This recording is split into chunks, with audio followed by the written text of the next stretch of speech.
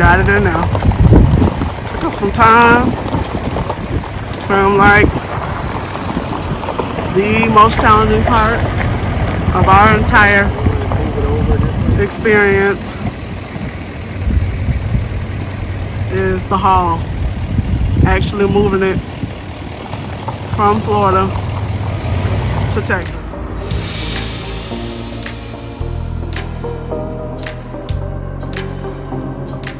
Welcome back, O Legacy, to another episode. How are you? It has been a minute since we have been together, and I am so glad that we are finally getting some time to chat. Don't mind me, I'm just in the hallway in a hotel room. More on that to come. So, as you saw in the before shot, we are moving the RV. What you did not see is that we have actually moved completely from Florida now to Texas. Woohoo! That's the big announcement. We have relocated to Texas. And it's been a journey just in the past 2 weeks because we have been here in Texas for 2 weeks, hence the hotel. And but we just recently brought the RV from Florida to Texas to make our full move complete.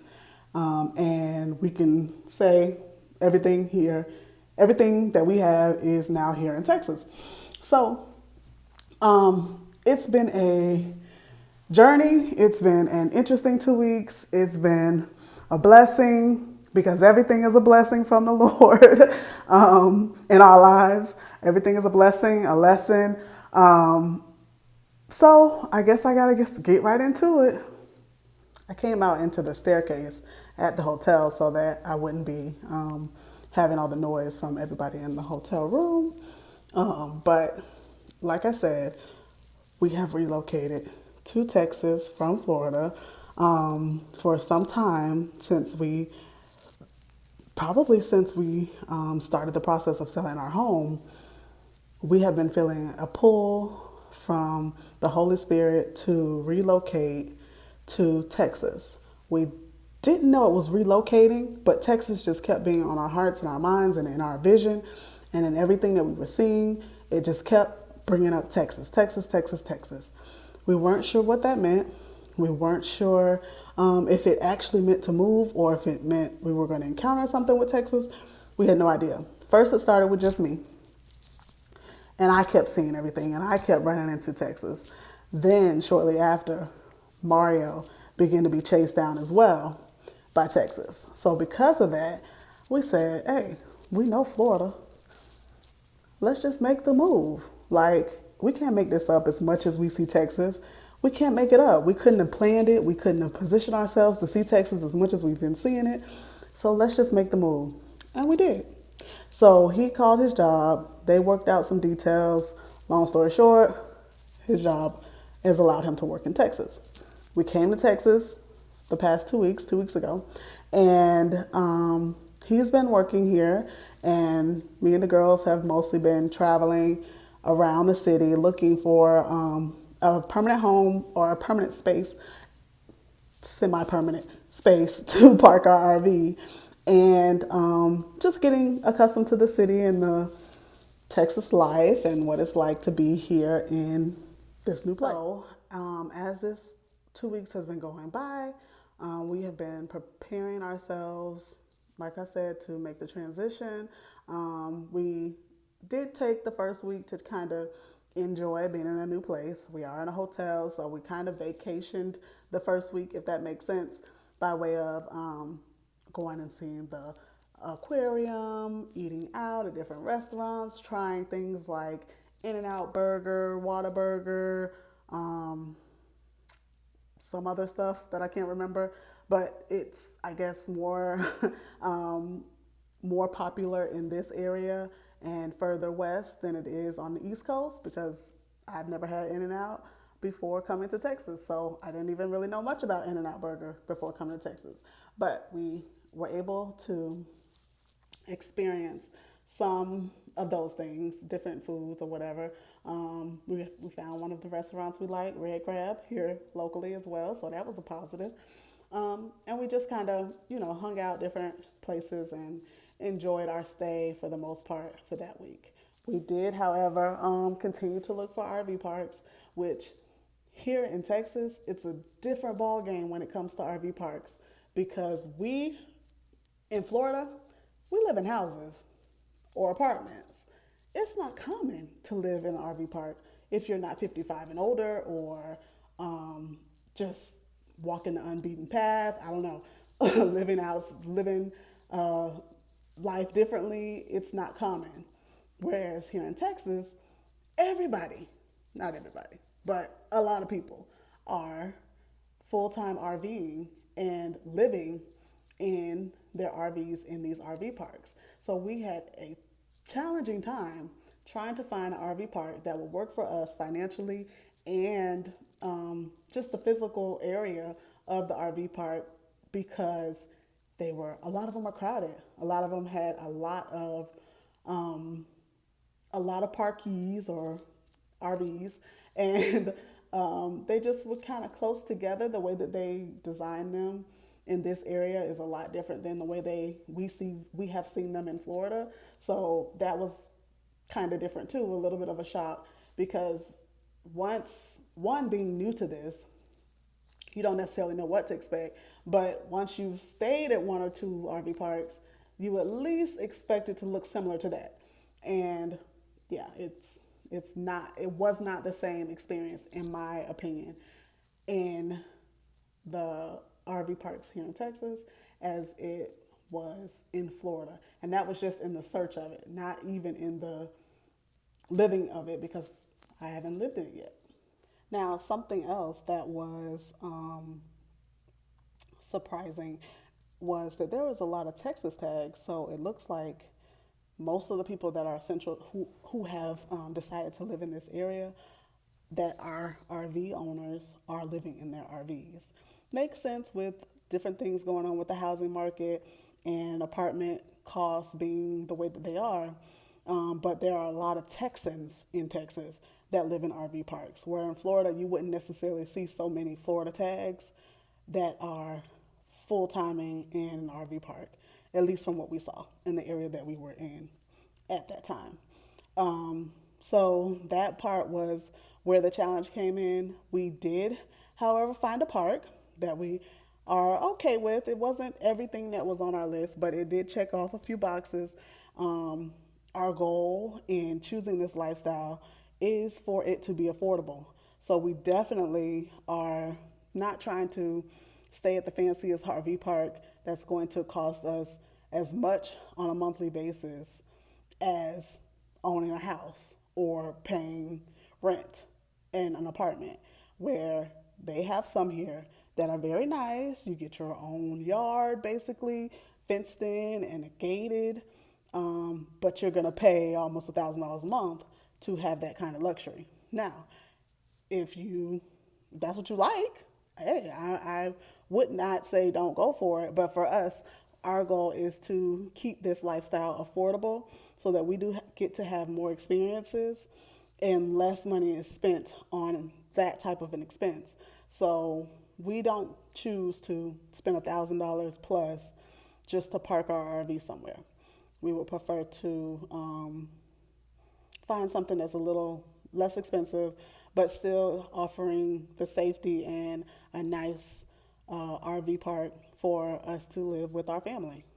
I would definitely throw in some pictures in this video so that you can kind of see a few of the things that we got to experience, some pictures that we took and whatnot. The girls are really excited for this new experience because we didn't know why God was why Texas itself was chasing us. We didn't know why, and the fact that we've made it, we just are excited and anticipating great new beginnings. And because of that, we are already excited for whatever it is that we are here to experience, or whatever God needed us to come here and do, whether it's to challenge us to grow in an area, or He might have brought us here to bless us. We'll take that too. So we aren't 100% clear on what the reason we're supposed to be here is, but we are super excited and motivated to be here. and to, accomplish whatever it is that God has brought us here to accomplish. As far as our time here in the past 2 weeks, like I said, we did find the RV park.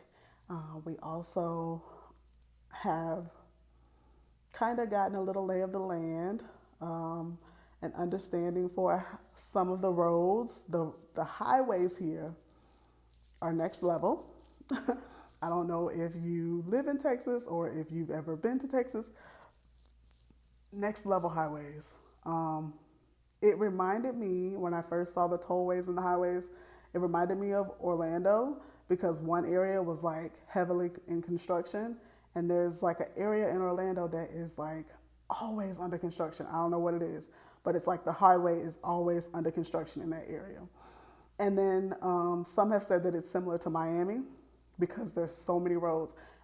When I say that it's so easy to get lost, like it's so easy to ride down one area of the highway and not, when it splits, not know if that's your turn, or you're supposed to continue straight, even with the GPS plan, not necessarily knowing if you're going down the right direction or if you are supposed to turn or stay straight. Like it can get really confusing, again, even with the help of a GPS. So that's one thing that I'm like, ooh, and I get to teach a 15-year-old how to drive in Texas. So looking forward to it. Yeah, and everybody drives fast. Everybody drives fast. And the roads are not like cared for. Even the new construction that is happening with the roads, they're still not cared for. There's holes in them. There's like lumps where you ride and you thought you were on a straight road, and all of a sudden you're on a roller coaster and you're bumping up in the air, and it's just different. It's different. We went from one side of North Dallas to another portion of North Dallas, and our ears were popping because the altitude changed. So it's very different. It's very different so far. But again, we're excited. We're hopeful. We are energized because we know that if God called us to be here, that it's going to be great. So we have the RV park that we chose is in the northeastern portion of Dallas.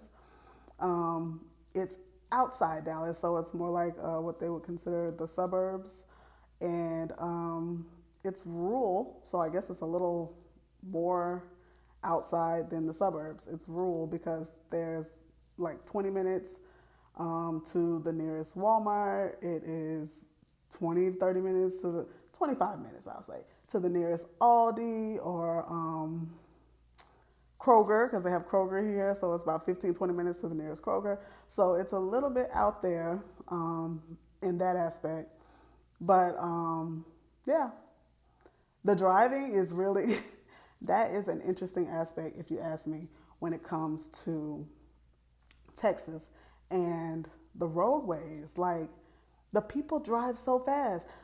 I have a story to tell you, but we were taking Mario to the airport, and it was 4 o'clock in the morning, 5 o'clock in the morning. It was super early, so there wasn't very many people on the road.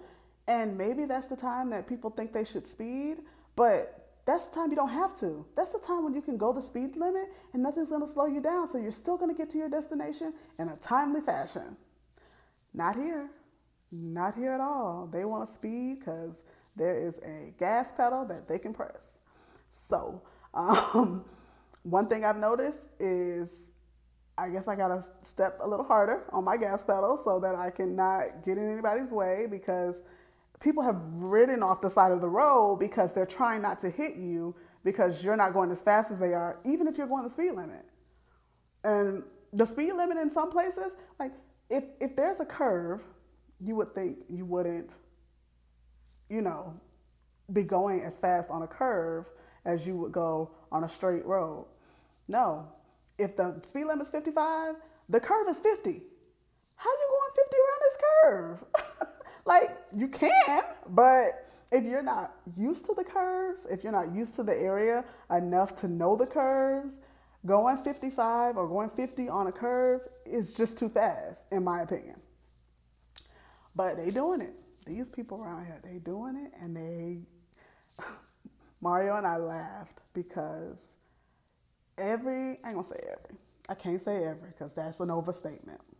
A lot of the cars in Texas have some type of side swiped damage on the driver's side or the passenger side, some type of fender bender damage, some type of front bumper damage, because these people drive crazy. And those are the people that's going the fastest. Like, they're not even slowing down even after clearly being warned by their accidents. They're not even slowing down to think, okay, maybe I need to reapproach, go a little slower, figure something else out. No, they're still going fast. They're still going fast, and they're still doing too much when it comes to driving. So that was my rant about Texas driving. I was warned by my lovely friend Flo, but I did not at all think it would be as bad as it is. It's pretty bad. But it doesn't, that's just one aspect of it. Obviously, us living out in the rural area, the traffic isn't going to be as bad, hopefully, so we won't have to deal with that or the highways the same way. But if you have to get somewhere, if you want to go downtown, if you wanted to drive on the highway to get where you're going quicker than going the scenic route, yeah, you would have to deal with a lot of that. And I mean, it's okay, but it's a little bit emotionally taxing, especially when you're stopping or you're not stopping, but you're accustomed to driving at a pace according to the speed limit, or at least at a pace that doesn't feel like you're doing a Daytona 500 type of speedway driving, and everybody else is like, you're going too slow.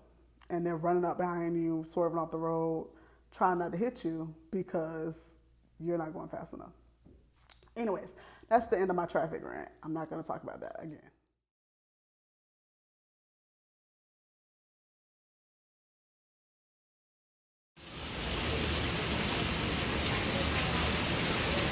Okay, be careful.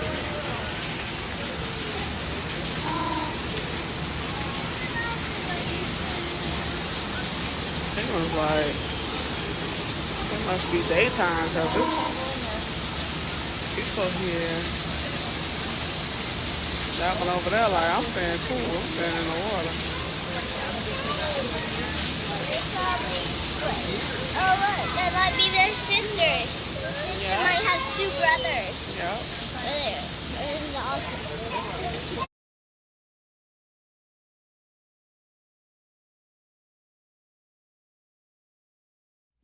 Funny story, although not as funny at the time that it was taking place. Um, this past Saturday, when we took Mario to the airport for him to fly, we booked him a flight so he could fly from Texas back to Florida and pick up the truck and the RV to drive it back here. To get here, I drove my car, he drove his work vehicle in order to get us here 2 weeks ago. And in order to get the RV here, he flew back and he drove the RV back, the airport. So I said I wasn't going to talk about traffic no more.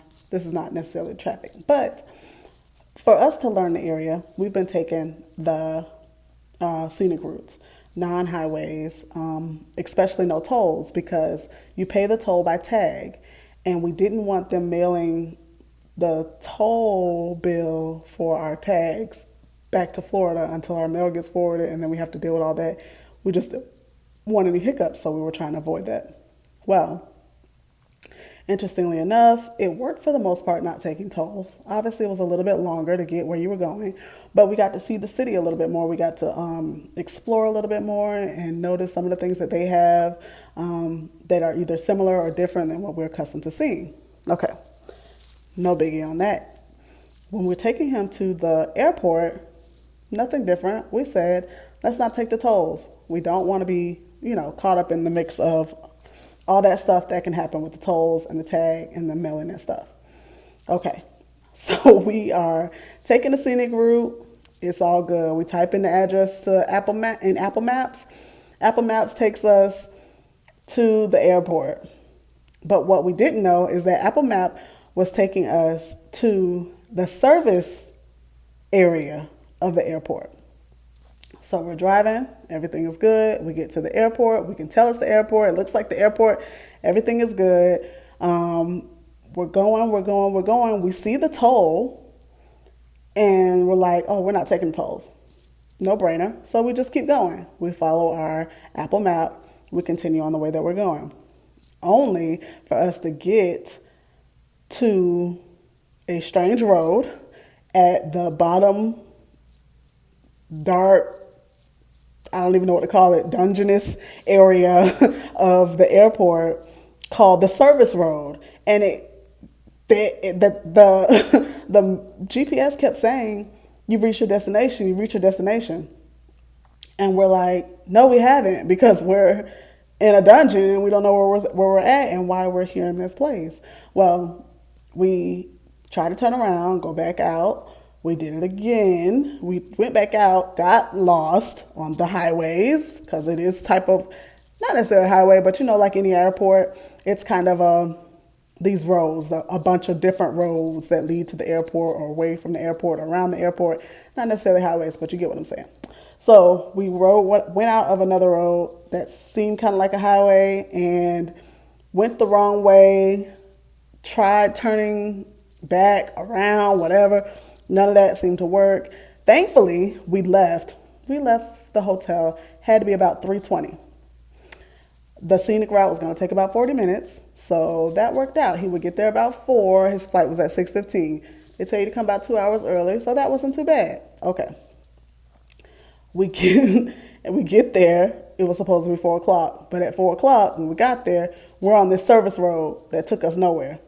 All this going back and forth, it took us almost 45 minutes to get to the airport, to the actual terminal.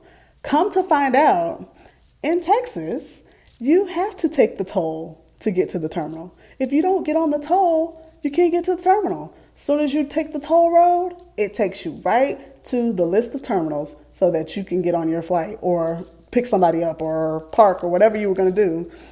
You have to go that way. The service road is probably the route that the employees take so that the employees don't have to pay a toll to go to work. Did we know that? No. And who could we ask at 5 o'clock in the morning? Nobody. So 4 or 5 o'clock in the morning, nobody was there. So we eventually got it together, eventually got back on the toll road.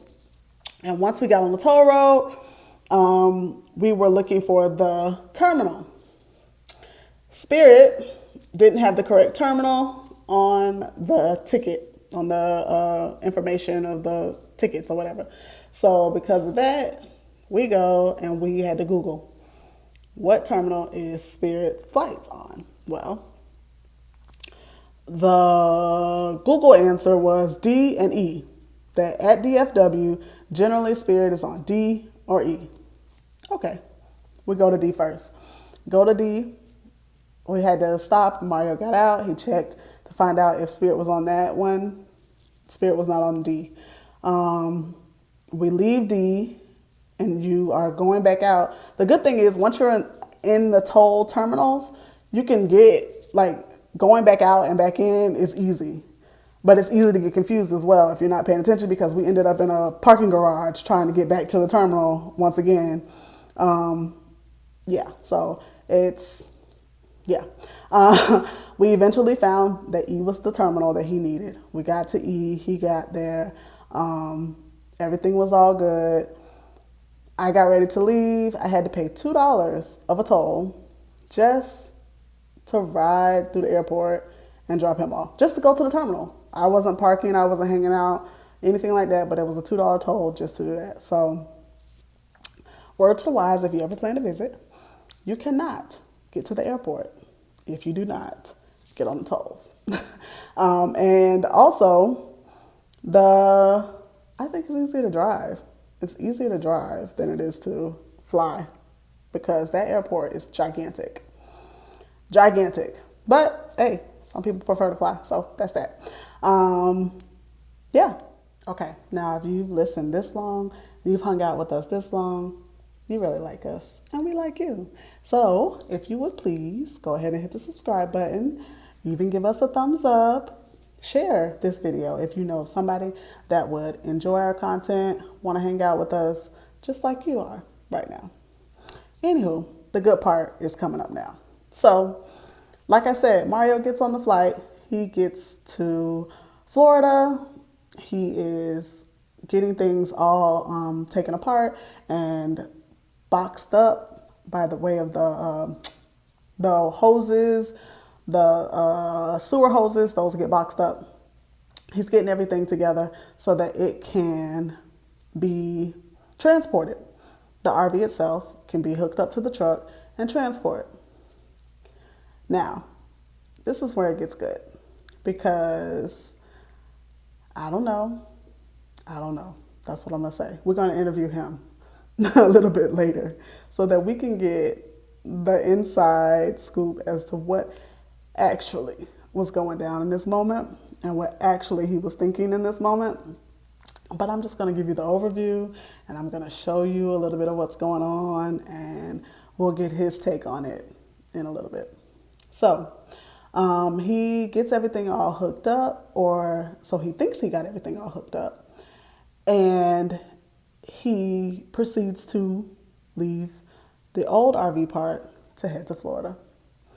He's driving and somehow the RV is not connected to the thing that I can't think of the name of right now.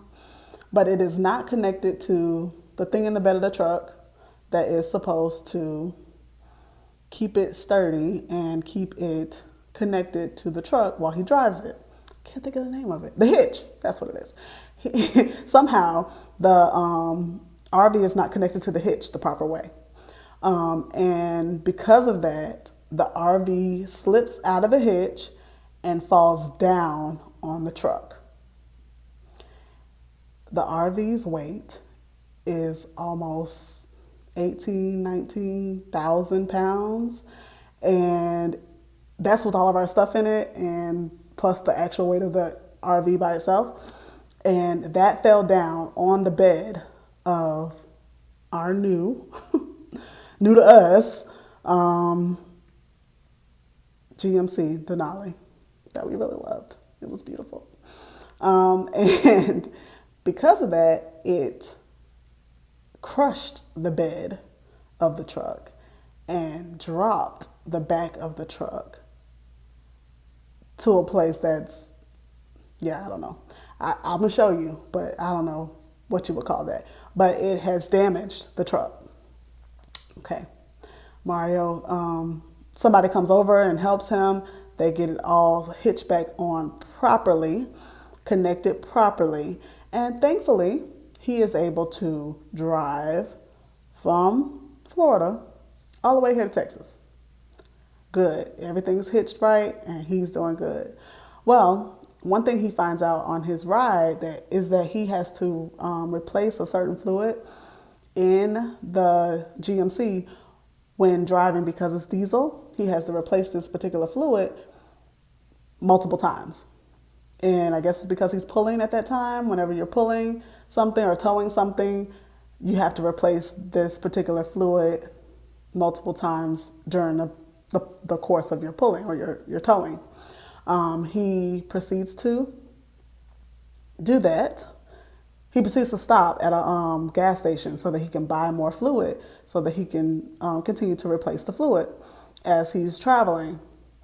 And one wrong turn, somehow the back glass of the truck. So he's in the bed, he's in the front of the truck, and the glass that is connected to the bed of the truck, or the glass that you could look through and look out to the bed of the truck, shatters. Completely shatters and is all over the seat in the truck, all over the back of the bed of the truck, and completely burst open. He was not happy with that. Again, like I said, we'll get his take on it. But this is the story that he's telling me. He was not happy with that. And honestly, he was he was furious in the sense that he said, yeah, I'm never towing this thing again. I'm never towing this thing again, and probably because it tore up his prized truck. He's like, I'm never towing this thing again. It's never being moved again, and I'm ready to look for a house. He was done. He was done with the RV. He was gonna get it here because that was the plan, but he's like, hey, give me 30 days. I'm looking for a house. It's not funny, but it was funny to me at the time.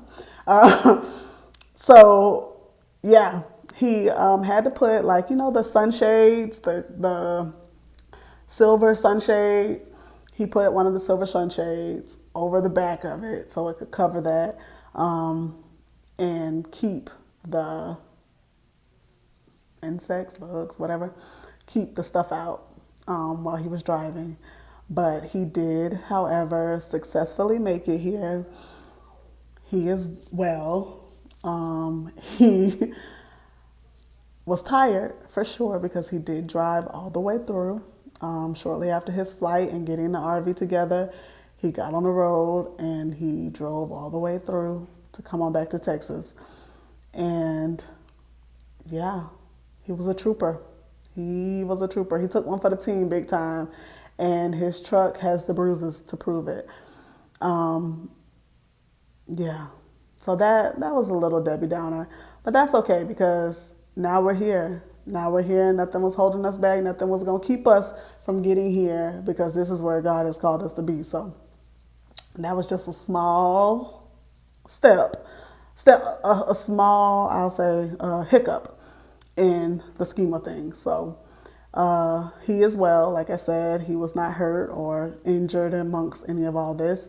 And he was able to make it in about midday today, 1:30, 1:40. He got in. Texas is a central time zone. So Florida was Eastern time zone, an hour ahead of Texas. So that takes some adjusting too because everybody I know is in Florida or in the East Coast. So yeah, and we here, y'all. We here, and who knew? Not I. Had no idea that RV living would bring us to this point. I think that the whole truck scenario with the RV is probably the scariest part of the whole thing thus far. The poop part, the little poop holes, that's nasty. But this other part was kind of scary, the way it tore up the truck. And again, you'll see it in a minute. And yeah, that was a big surprise and very kind of heartbreaking because it added an expense that we were trying to avoid. But good thing we went with the less expensive RV part. Otherwise, we'd have been mad paying $1,000 a month, and now we got to go fix this truck. Just saying. Anywho, yeah, I'm trying to make sure I didn't forget anything. We're excited. Did I say that? We're excited. We're so glad to be here. I'm trying not to make this video so long, but it's going to be long because I got to give y'all all the information, all the tea. I hadn't made a video in some time, so I know I had to catch y'all up on everything. I think that's it. We're here in Texas. How crazy is that? And as things progress, I definitely am going to try my best to keep better up on my videos so that you don't have to be wondering what's up with us. And I don't have to be so long-winded because there's so much up with us at that time. But yeah, stay tuned. And thank you so far for watching, subscribing, and just being a part of this with us. Like it's one thing to live this life by yourself. It's another thing when you got some people tagging along and saying, I'm actually interested in what you're doing. I'm actually interested in what you got going on. So I don't know. I like it. Stay tuned. And yeah, talk to you soon. From the front, still looking nice. Everything was still intact. And then as you see, you come around this side, and based on that, this is where the damage happened to the truck when the RV basically fell down on it. And then as you see, that back glass had to be taped up to keep any rain or anything from getting inside because it shattered. There's a little bit of glass left back there, tinted glass. I don't know if you can see it down there. So, then a little bit of damage that happened to the RV from that.